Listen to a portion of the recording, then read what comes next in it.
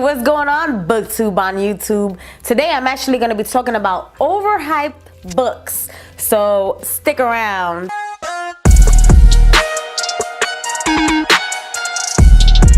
So guys, have you ever read an overhyped book and it really wasn't everything that you had expected it to be, and it really wasn't everything that you had wanted it to be? Now, you ever asked yourself, why did that happen? If you know why, answer the question down below in the comment section. But guys, I've been thinking about this, and the reason I've been thinking about that is because I just finished reading The 7 Husbands of Evelyn Hugo, which I love, by the way. Not hyping it up because it is video or anything, but I did love the book.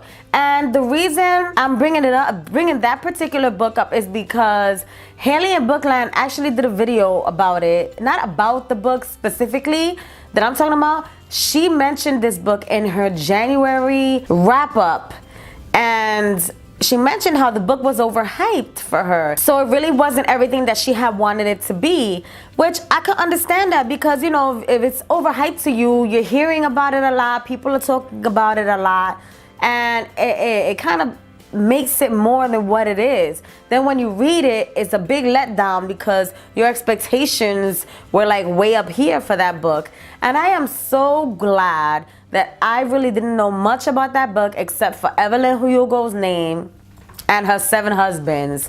Like, that's it. I didn't know nothing about any other story. And I think that book in particular is best to go in not really knowing much about the story, because I've had experiences where I read a book and I thoroughly loved it and it wasn't overhyped at all.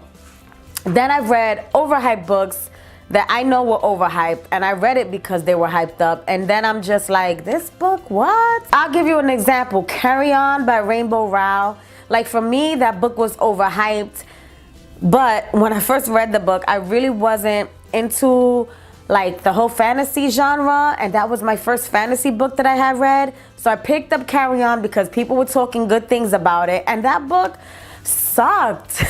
For me, it sucked. If you liked it, cool beans for you, but for me, that book sucked. It was just like, if I wanted to read that, I should have just read Harry Potter, because I found so many similarities. And anyway, I'm not even gonna get into all of that. But guys, what makes a book overhyped to you?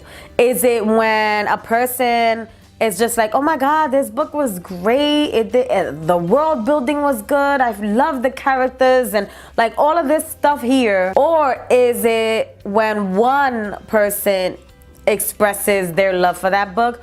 Or is it like when a whole bunch of people express their love for certain books? Does that make it overhyped? Now, it's so messed up how I mean, we're only human, right? Our expectations can raise up because booktubers that we respect and look up to enjoyed that book. But you gotta understand that we are individuals, we are different people, and nobody ever reads the same book. Meaning 2 people don't read the same book, because we're all different, we all have our own imagination. So where do you stand on overhyped books? Do you read them because they're hyped up and you want to find out what all the talk is about?